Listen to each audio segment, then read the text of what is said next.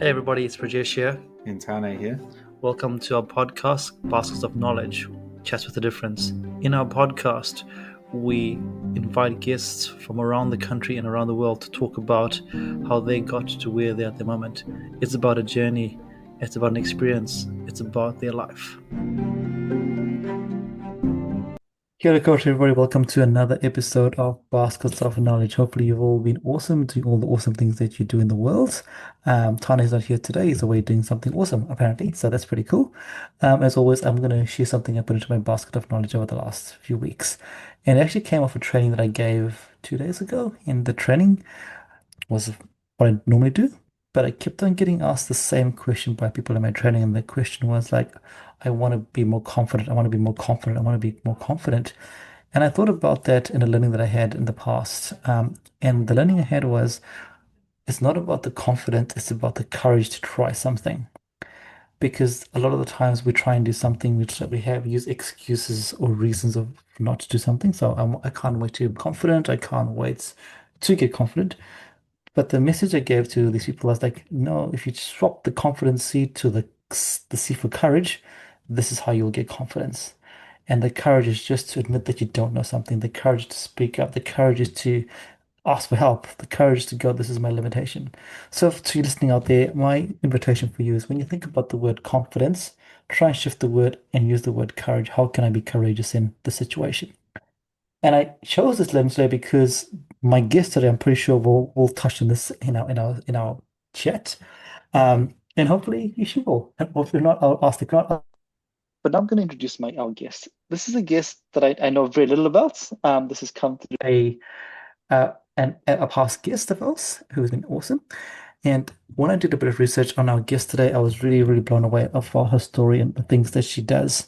And as always, I'm really honored, privileged, and really excited to invite onto Bosses Knowledge our guest this week, Stacey. Kia ora, Stacey, and welcome to Bosses Knowledge. Kia ora, thank you so much for having me. So excited to be a part of this conversation.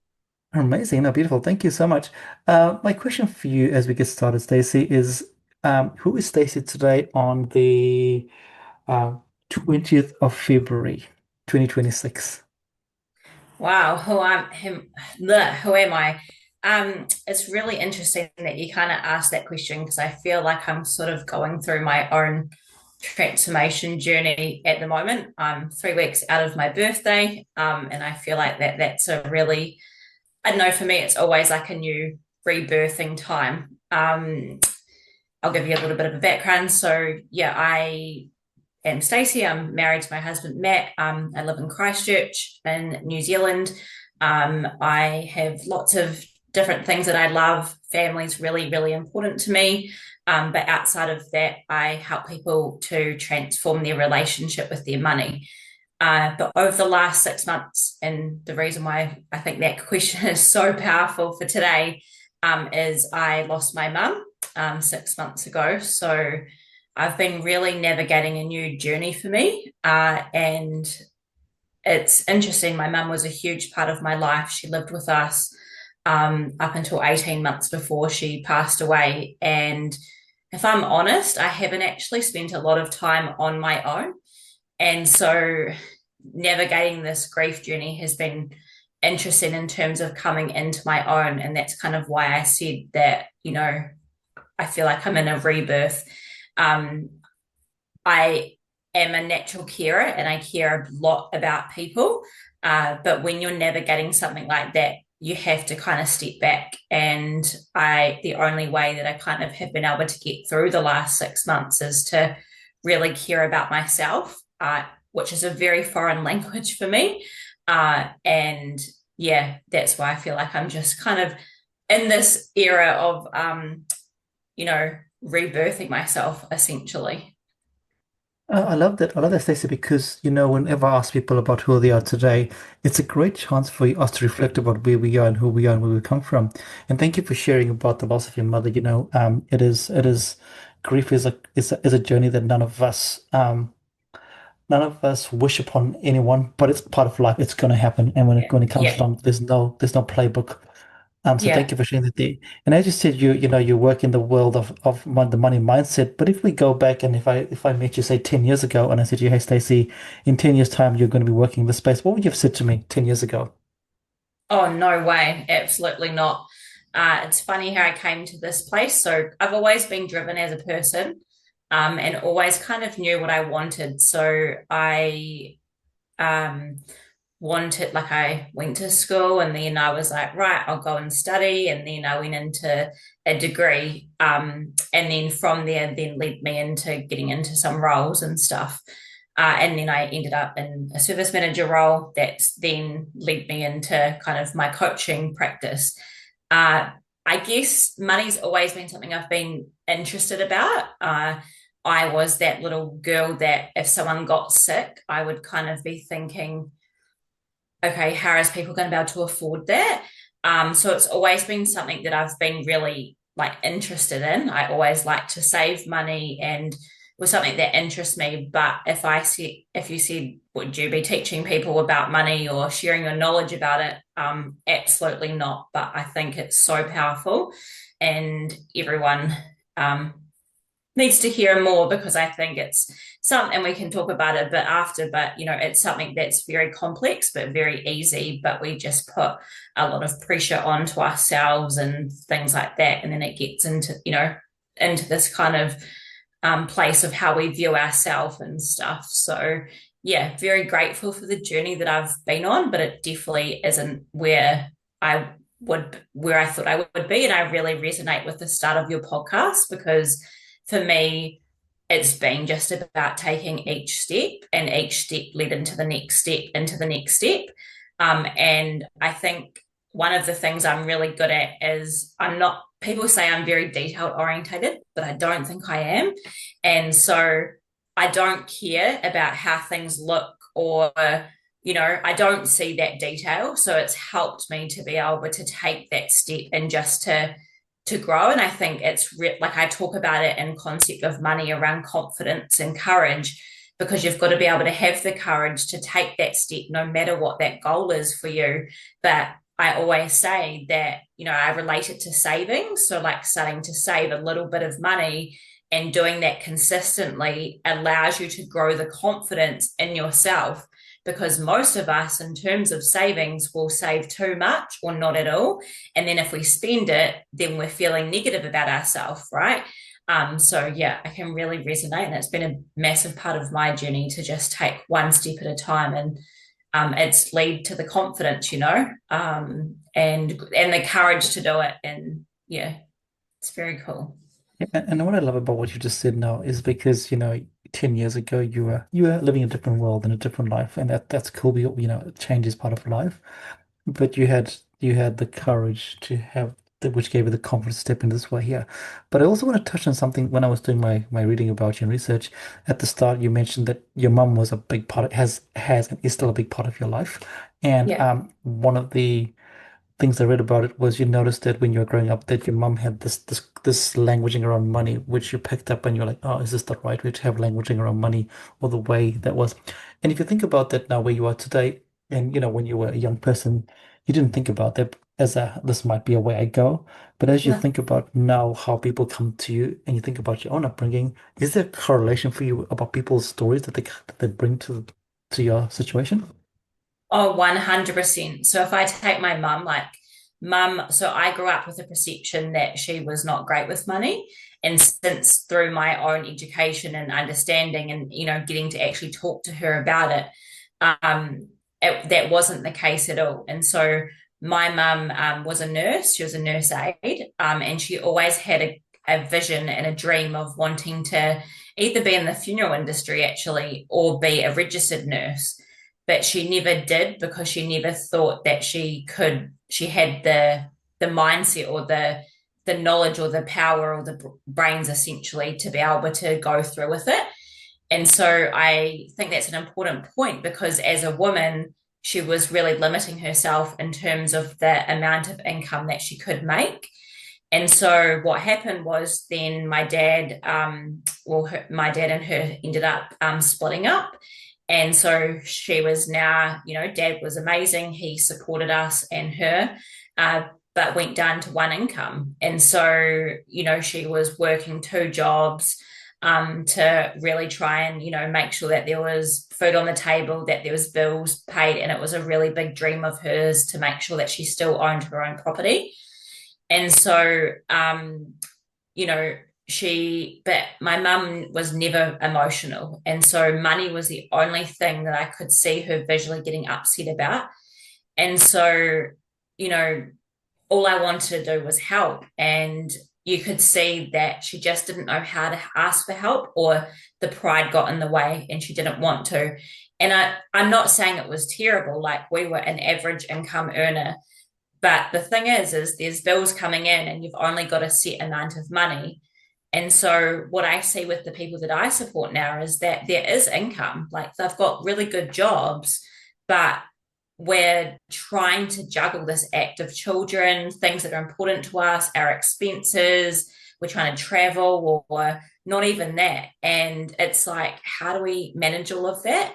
And it becomes like a cloud that is just so heavy that people don't know how to navigate. But I think the biggest thing in my mum's story is that, you know, she didn't know how to ask for help. And I think that's the same with the people that I support, is that people don't know how to ask for help, but also it's very vulnerable. It's so sometimes we don't even share with our partners what's in our bank account. Like it's a very secret thing.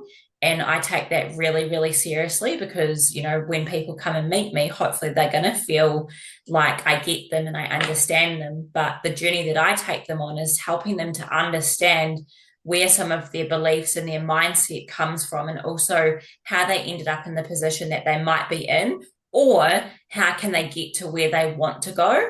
Because, and sometimes you just need someone that's not part of your story to be able to step back and be able to articulate that.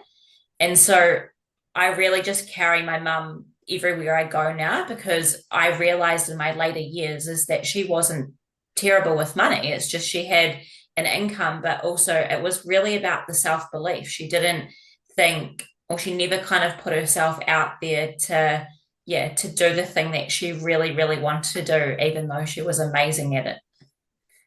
And again, I'm going to use the word I love again because I love it because it's a story a lot of us have and tell ourselves. And what's really powerful is what you said about the fact that a conversation about money has historically, systematically, or just through whatever been a taboo topic. People don't want to talk about it for whatever reason. Even if you're the Yeah. wealthiest person or the poorest person, people just don't want to talk about it. They just want to. And again, what is the story that's been shared in the world? What is the narrative you're telling yourself? Which is why I think, people like yourself, people like, I'm a big fan of seeing what Simran Kaur posts on her Instagram. It's just really real. It's just pretty raw. Yeah. Just this is life. We all have lives. This is money. Money is part of our lives. I always Yeah. equate this to like a conversation about health. Those are the two things that people are so like are about their money and their wealth. Sorry, their money and their health. They're like, but Yeah. people are more likely to tell you about the health than about the money. Yeah. Yeah. Yeah, 100%. which is crazy. And I guess Stacey, as we said before, you didn't think you're going to go this pathway, but what was the segue for you when you were like, okay, I've done my thing, but hey, this could be a cool, pretty interesting, and pretty transformation phase of my life to go into this kind of the coaching business or the money mindset side Yeah. of life. So, like I said, so I did a social work degree, came out of school, came out of the degree, went into work in mental health. I was the youngest service manager in the organization, and I was traveling a lot for work. But at this time, I then broke up with my partner of 4 years, and I ruptured my Achilles at the same time. So it was a real healing journey, because I was literally about to move into a new flat and start a new boot camp on the day that I did my Achilles, but instead I was moving into mum's house to do some healing. And so I then went on my own transformation journey. I then met some coaches that I work with in Australia, and the journey began. And I was doing one of their seminars, and we had to write our mission statement. And in the mission statement, I said that I wanted to be a coach. And at this stage, I did not know how I was going to get there or anything, right? But then COVID happened, and the coaches that I work with were seminars based, and they had to pivot really quickly. And so one of the coaches was supporting people to become a coach. And so I signed up straight away because I had the clear vision on my mission statement. And he was like, "Well, what are you doing? Like, you can start coaching now." And I was like, "No, no, you've got to have all the things." And he was like, "But you've got it." And I was like, "Nah, you need everything." And he's like, "I just want you to do one post on Facebook." And this is where the courage thing comes in. And I did. And then next minute, someone messaged back, and next minute, I had a client. And I was like, "Whoa, this is so easy." So naive. It was not easy at all. And then the next client came, and I was like, "Oh, this is awesome." And then I got to about five, and I was like, "Right, time to leave my full time job." And then so I did. Hindsight's a wonderful thing. I would have not done it like that if I knew what I knew now. And then actually, I was in a business networking group, and they had another coach in there. And so I was talking about money, but also transformation coaching. And they said, if you're going to come back as a visitor, you kind of do need to stick to one of, Yeah. either probably money. And then that's literally how it started. And then looked into my why and did some more kind of business stuff, coaching stuff. And I just really stayed focused on that. And once I dug into my why, I realized that, yeah, this is what I was kind of always meant to do. And then, yes, I did that. And then I've just kind of, crafted it and gotten clearer in terms of the people that I help. And again, just being part of, just falling in love with the journey. And I think my biggest thing is, really try not to compare. Um, Last year, I then ended up going back to work part time, back into mental health, to help with that journey. And I really want to be honest about that, because I think that that's a big part of business journey and coaching and all of that, as well as that I really resisted that for a long time, because I thought, what is people going to think of me? Here I am, this money coach, and here I am working part time. Until I realized that actually people respected me more because I was doing the work that I help people to do. And yeah, your journey is unique and it is yours.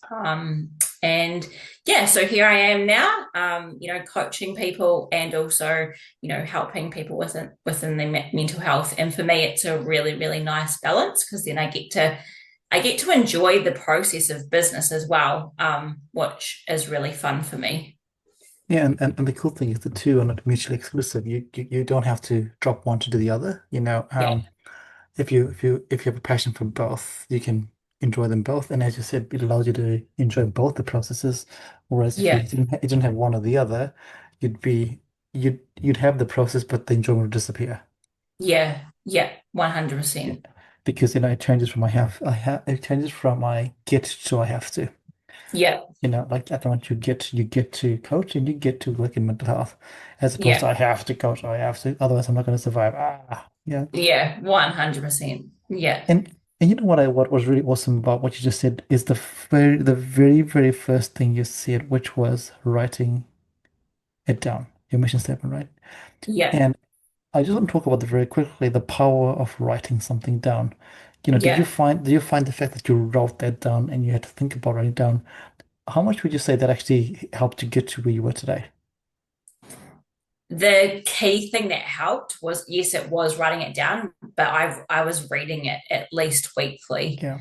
And so I became super focused on who I wanted to be and where I was going, so that when that opportunity came up, it was a no-brainer, because I knew that that was like my calling, that was like my answer to what was in here, and I could not turn that down. And yeah, so I think I always believe in writing it down, though, because then you're taking it from your brain to your paper. You're more likely to achieve your goal. But in this case, it was more around reading it. Yeah. Yeah, Yeah, and I love that second part there because a lot of us write things down and then we put them away and we never look at them ever again.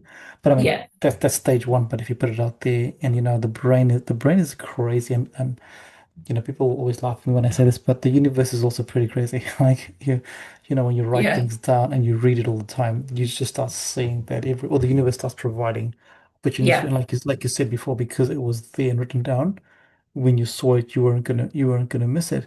And I'm just gonna share this with you. I wrote a post a few months ago because I heard it on another podcast about luck and whether there's such a thing as luck. And post basically says there's four kinds of luck. There's the luck that you can't control, it's just luck.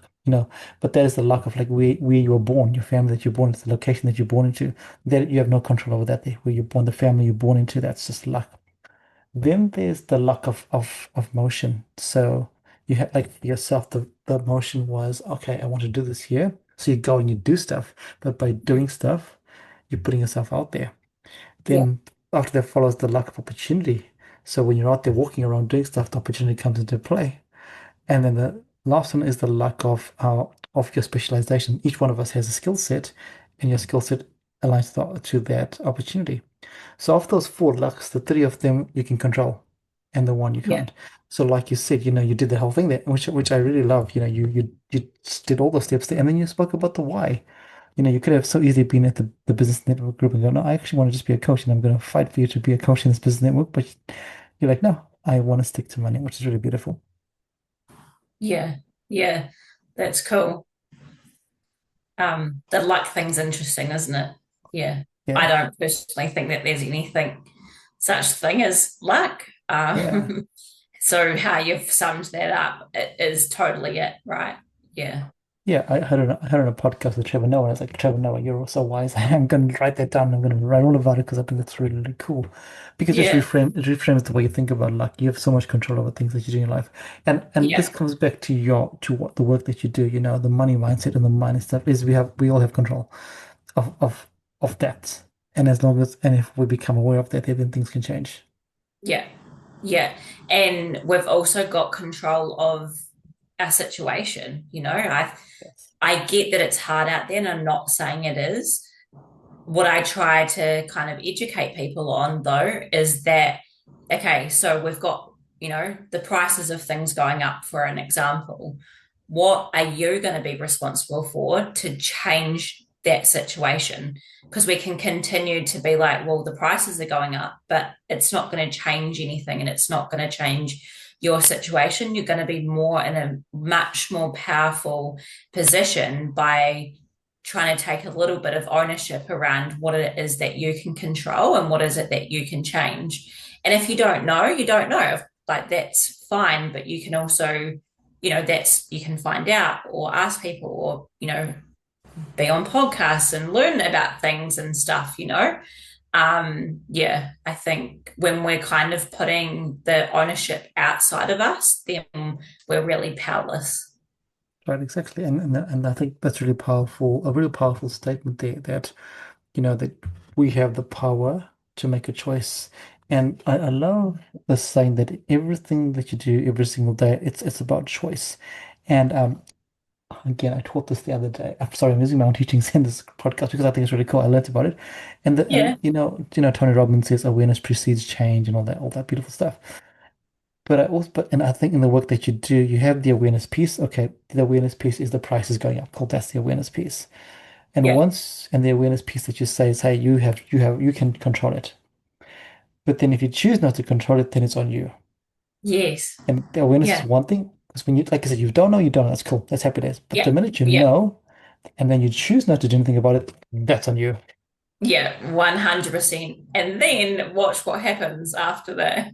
Yeah. Because Yeah. things, like that's, I guess, my big philosophy on what I teach is that, I do teach some people a wealth system so that people can take control of their finances and know exactly where they're at, right? Because before the system, for example, you might not know where your money is. People don't even look in their bank accounts. It's too emotional. But then when we put it in place and you know exactly where it is, then you're in a much more empowered state to be able to, you know, think about how to bring more money in or how to reduce your expenses or whatever it is. But that I say to people, that's you taking control of your situation rather than the money taking control of you.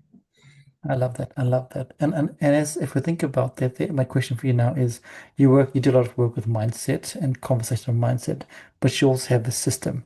If you were Yeah. going to weigh out what's the more important one, what would you say? Is it the system or the mindset, or the both really important in any transformation? I have to say both.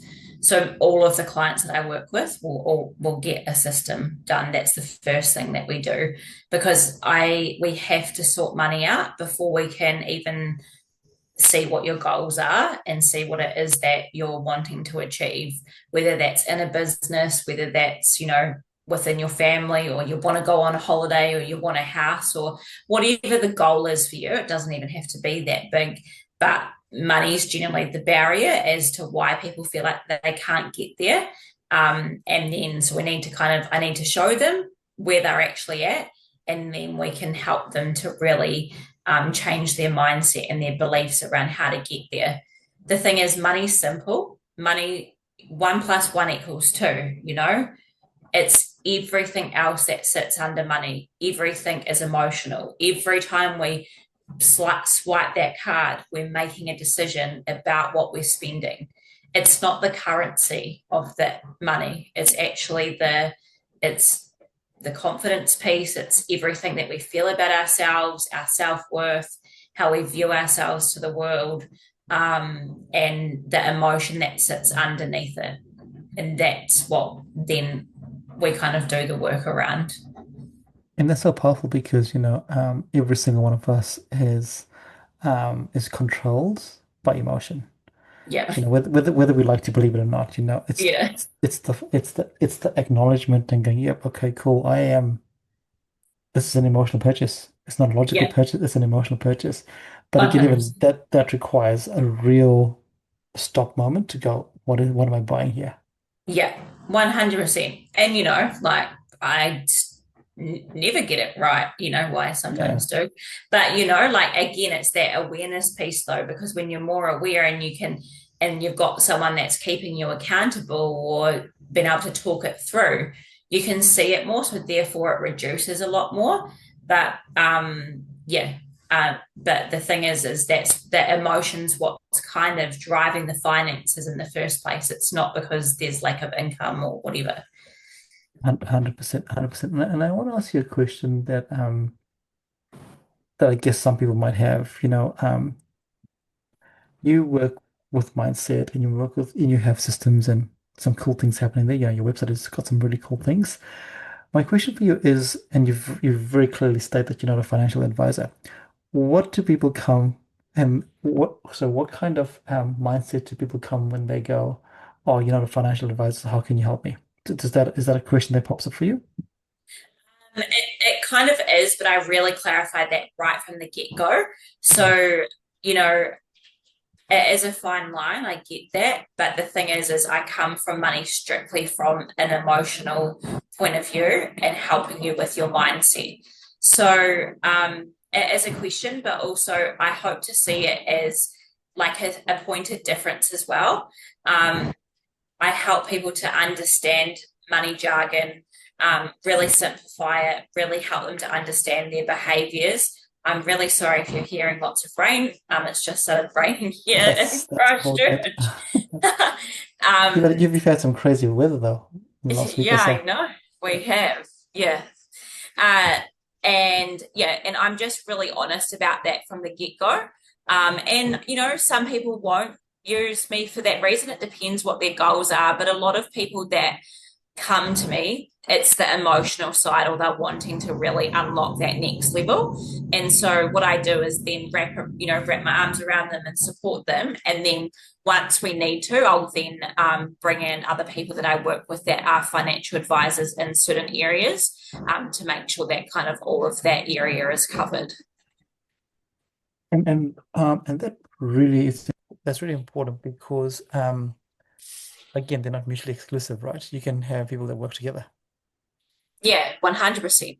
Yeah. Yeah. And I like actually being a point of difference, like I actually like not having that side of it because, I just meet people where they're at and help them to achieve their goals essentially. Yeah, which is beautiful. My next question, I guess, is I don't know if you can answer this question, but if you think about all the clients that you work with, what is the most common misconception or story that people tell themselves when it comes to money? That they're not good enough and that they like it's either two things. So people are overspending, and that's generally because they're trying to keep up with an image or they're not feeling enough, and so that's when the emotions kick in and that's when they might start spending, etc. Or they're underspending because they don't think that they're worthy, so it sort of comes down to the same thing. um, a lot of people come as well because they're worried about retirement. They're really being really hard on themselves, thinking that they should be at a certain place in their life. That's a huge one, especially for women, that they feel like that they should be further ahead or that they should be in this place, and they're not. And then retirement's kicking in. And so it's really about, yeah, helping them to see what their goal is and really helping them to paint the picture on how they can get there. Yeah, and that word should is, as a fellow coach, when I hear the word should, that's always a flag for me when I hear the word should. Yeah, Should, have to, need to. I'm like, what is the conversation that's going on in your brain that you have yeah, those words there? yeah, yeah, It's, 100%. which, And which it's is, getting louder and louder because of yeah, social media and, yeah. all of that as well. Like, yeah, Yeah, it's really funny. I have a young person in my team at work, and they do a fantastic job, but because they compare themselves to someone else similar age on social media, and they're like on social media, they're driving the luxury cars and the jets, and I'm like, yeah, but that's not real. That is not real. You have no idea about whether that's staged or whatever, but the comparison is so real that what it does for this young person, it just makes them feel like they're not good enough at what they're doing. yeah, 100%. And that's the thing I think, we sometimes think we it depends. I guess it depends your upbringing, it depends your stories around that and what your understanding is. But we have a viewpoint of what image looks like, and then we then think that that's what wealth is. Um, and that can sometimes be the case, but in most cases, it's not the case. Yeah. And and again, it's that whole thing, wealth versus money, two very different Yeah, things. yeah, 100%. Yeah, Two yeah. very, very different things. Stacey, talking about yourself, you're a very busy person. How do you turn off? What is your, how do you look after yourself? Because obviously, and I ask this in the context of, you work in mental health, which is amazing, but Yeah, also taxing. But also as a yeah, coach, it also becomes taxing because as much as we try, we take on clients' things, we have our things that we do. But how do you yeah. just do stuff with Stacey? So I really love organizing. I'm a bit of a planner. So my calendar is very organized and sorted. So that's kind of one way. So I have set days for things. And I've just recently, you know, made sure that I'm not working as much at night. Um, I last year introduced Stacey days, so where once a month I would just have a day for me. To be honest, in the last couple of months, that I haven't been as diligent in terms of making sure that that's a priority, but it's kind of been happening naturally. And I do that because I'm a coach. I'm really easy to step. Like I do say yes to a lot of things, and so the purpose of that was like literally if someone asked me to do something on that day, I'd be like, it's a Stacey day, can't do it. And then I'd wake up and then I'd decide what I want to do for the day. And as a result of that, it's actually allowed me to put myself first a lot more. I also gym. So I go to a wellness gym. They have like saunas and recovery as well as gym sessions. So that's become quite a big part of what I do. And last year I started running as well. And that was really important for my, mental health. And the other thing is really try to be as strict as I can with boundaries. So when I first started coaching, I was had people on Facebook and I was messaging them on there. And so now all of my clients are in a WhatsApp, like I message them on WhatsApp and I don't have the notifications on. And what it means is that I don't get, because when I'm opening it up, my Facebook to see things from my family, for example, I couldn't switch off. And so, um, just doing that simple thing has made such a difference because I choose when I want to go in there and when I don't. And then I just make it really clear with my clients that I'll get back to you within 24 hours, Monday to Friday. And that's made a big difference in terms of how have felt. And then catching up with friends and stuff's really important to me as well, connection and time with Matt. And we also like to go away as well, just for a weekend, just to get away and do nothing has also been a big part of it as well. I asked that question there because, a lot of people think that, oh, look at that person, they're so successful, they must work all the time. But actually, you can't do that there, because as you said before, it's about those boundaries. And this is one thing that I had to also learn very quickly because as a coach, you just want to say yes to everything. Like, Yeah, especially at the yeah, start, you're like, oh, what if I don't get another client? What if I'm just going to say yes to everything? And then you end up saying yes to everything and you end up doing nothing because you're just overwhelmed by everything. So I yeah, love the fact that you speak about boundaries, but also boundaries is important in all aspects of your life. yeah, yeah, 100%. Yeah, and Yeah, it's the courageous conversation with yourself. yeah, Yeah. yeah. Oh man, boundaries is something I've learned in the last few months, really. I've not been great at it, Yeah. but just learning and again, it's the small things, but it's also like the courage to give it a go, and then that builds the confidence again. Yeah. Um, yeah, yeah, And the cool thing that I have learned in life is that just because you make a decision, it doesn't mean you have to stick to it. You yes, can change your mind. You can go, right, cool, that yeah, didn't, like you said, that didn't work. Okay, cool, I can change. yeah, yeah, totally. Yeah, 100%. And I'm a big believer in also starting really small, like whatever it is, just start small because then that's when you build that confidence piece again that I was talking yeah, about yeah, as well. Yeah. yeah. It's like some of the clients that I work with and they want to get healthy. I'm like, cool.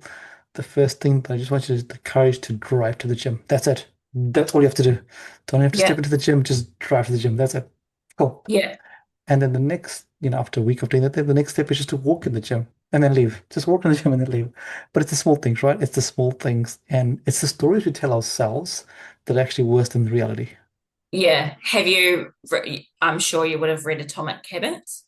I have read Atomic Habits. Yes, I have read Atomic Yeah. So Habits. that's Yes. kind of that's sort of where that philosophy is kind of, takes from too, right? And I Yeah. really love that. Yeah. Yeah. I'm gonna introduce you to another book, which I think my personal opinion is better than Atomic Habits. Okay. Wow, huge statement here. And it's because when I was doing my PhD and my master's many years ago, I came across human behavior is really fascinating to me. And Yeah. there's an author and a research scientist that I just think is amazing. His name is BJ Fogg, and he wrote a book called Tiny Habits. And Oh, and Tiny Habits. So this is before Atomic Habits even was known. He wrote this book in 2006 or so, where he formulated the model, and it's such a beautiful model. And yeah, I'm gonna tell you and our guests out there if you can find that book, it'll just shift the way you think of the two work really well together. But when you yeah. break it right down to exactly what you said, just the smallest thing, it's a really beautiful model, and Okay. I might do a post about it actually. But yeah, I Yeah. think it's because it's about behavior. Everything's about behavior. Everything we do, like we said before, is about behavior and courage and Mhm. confidence. Yeah. Yeah. Yeah, it's like putting away $1 a week, right? That's cool. Totally. Totally. Yeah, Absolutely. People laugh at me when I say that. I'm like, no, I'm being serious. yeah, Like, because yeah, then that's more than what you had last week. And then guess it's what? Next week you got $2. And now yeah, you're feeling really, good. And then that just turns into the next dollar. yeah. It's pretty crazy. I heard another podcast the other day. As you can tell, there's lots of things, and it was really interesting because it was actually with Stephen Bartlett, and the guy just said what you should do is if you have a job. is just pay yourself for the first hour every day.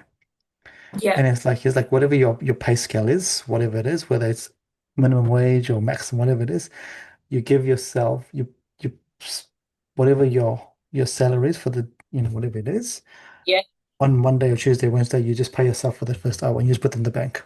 Just put that away. And I was like, what a crazy awesome way to save money because you're just yeah, paying yourself straight away. yeah, And just you just make it automatic. You just make it an automatic payment every day. You just put stuff whatever your hourly rate is, whether it's $50 or $4, it yeah, just gets banked away straight away and automatic. You don't touch it. I was like, what an yeah, interesting way of doing it. yeah. That's a really good way. Yeah, I was like, wow, how cool is that? Yeah, there's different ways, but I guess you got to find the way that you've got to just do something. The thing is just doing something. Yeah, 100%. And Yeah, something that works for you. yeah. The question I have for you now is based on your own journey as well. You've got to where you're right now, but it's not been smooth sailing the whole time. There would have been stories when you've told yourself that you're not good enough or you're not worth those negative self-talks or imposter Yeah. syndrome. Am I assuming that, or is that something you've also had to Yeah, navigate of yourself? course. Yeah, Yeah, it's still there to be honest. yeah, yeah. Yeah, yeah. And That's how been did it. sorry. You, you go. Sorry. I was going to ask you how do you um overcome that, or how do you accept that, or what do you do when those stories come into your mind? Yeah, I think it kind of, it's sort of what I said at the beginning is just like doing one thing at a time. And then that leads to the next. But a massive thing that's been a part of, I guess, my journey is surrounding myself with like-minded people. So, being a part of like people that are in business and stuff, because generally when I've been feeling down and I then verbalize it and ask for help, they give you ideas or they share their story or how they've been in that position. And then you can take, one piece of gold from it to then kind of move you forward. Um, Action's a big part of of how I kind of get around it. But also I think it's just recognizing the thought um, and going again. I make sure that I set goals and stuff too. And, I'm also really like, I'm really good at kind of being grateful for where I'm at. And that's also a big part as well as that, I don't have a like 100% or nothing personality. So whenever I'm kind of achieving something, I feel quite proud of that. And I think, to be honest, that's an easier mindset to have because I'm not thinking, well, of course, like I do have a goal of where I want to be, and sometimes the comparison can get in, but I'm not like, kind of like, oh, well, I'm not where I want to be, if that kind of makes sense. So yeah, it's just being aware of the thoughts, recognizing what's true and what's not. But being around people has been a big part of it. And I think also looking after yourself as well, like, and being, really looking after who you are really helps because when you don't and it's the other way, then your confidence kind of grows and the negative self-talk is much stronger. Yeah, and I think and I think that's important because at the base of anything that you do in life, it's your health. Yeah, And if you don't look after that, then forget about it. You can have the best mindset, you can have the best belief system, you can have all that, but if you don't look after your health, forget about it. Just yeah, see you later. Thanks for coming. yeah, yeah, 100%. Yeah. I'm gonna just circle back to where you're at the moment. You are going through your grief journey at the moment. And I asked this in curiosity, as you go through your grief moments, are there times when you just go, I just need to just stop and I just need to just acknowledge what has happened? And I asked it because like I said before, grief is part of life. We're all gonna experience grief, whether we like it or not, Yeah, it's gonna come. And from someone who's going through it at the moment, do you ever give yourself the permission just to feel the grief and go, it's okay? yeah, yeah, I do. That's been a learning in itself. I'm not necessarily that vulnerable normally. And it's also, I like to hide things a lot. So I've been really intentional about telling people where I'm at, that today was a hard day or whatever. We were really, really fortunate. because we had a trip to India booked before. So we had our trip to India booked. Mum passed away in August, and we went to India in October. And that was a really internal journey for me because we were 3 weeks traveling around. Of course, it was hectic and there was a lot of travel, but there was also a lot of like we traveled on a bus.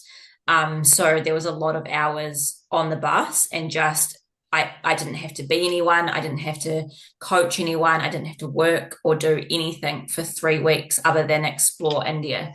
And, like obviously it meant that I had quite a good number of good sleeps and, those little things, which allowed me to just kind of sit in it. And then, yeah, then we've kind of come back, and then Christmas was pretty challenging. And then coming back out of it into the new year, like I've made sure that I've like done some healing journeys with other people just to release it as well. But also, yeah, making sure that I do give myself permission. And I think um, just sometimes just sitting in it and just not having any sound on or anything like that, because that's generally when the kind of grief does come. But I'm also mindful that I don't want to sit in it either. It's a really fine balance. And I think six months on, we've just interned her 2 weeks ago, and that was a really powerful, peaceful experience actually, because it felt like a full circle moment, and it felt like things for me had come to a close in that chapter. And there's things that still happen and stuff, but I feel that I'm at peace, you know, with it. Thank you for sharing that there. And I bring that up because I want my listeners and our listeners out there to just remember we're all humans here. We're all humans here going through human emotions.